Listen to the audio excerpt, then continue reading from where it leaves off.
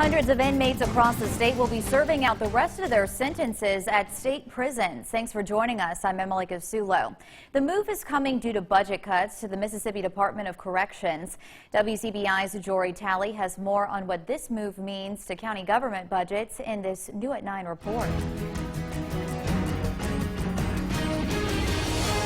The Chickasaw County Regional Jail has lost around 50 inmates since the summer due to budget cuts from MDOC.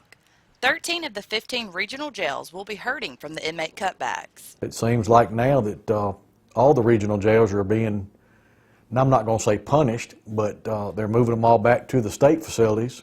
And when myself, as long as other sheriffs that have regional jails, we're having to fight that burden. The less inmates we have, the less revenue we have. The facility went from 300 prisoners to around 250, which means they're losing about $30 a day per inmate and near $1 million a year. The county is also hurt by the cutbacks. When you're talking about $600,000, that is a big cut in your budget, and you have to find other ways to make up for it, and the only other ways was we had to cut back in other areas. Less inmates means less revenue, and as long as the jail houses around 240 prisoners, then they're breaking even with costs. There's no money for anything extra.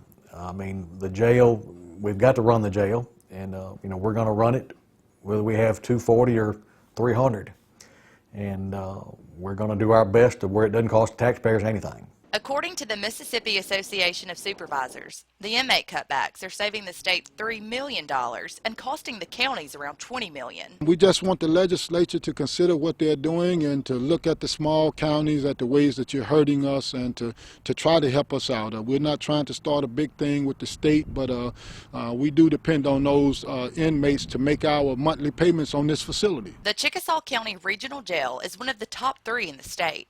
The jail and county are working on how to make up for the lost costs. In Chickasaw County, Jory Talley, WCBI News.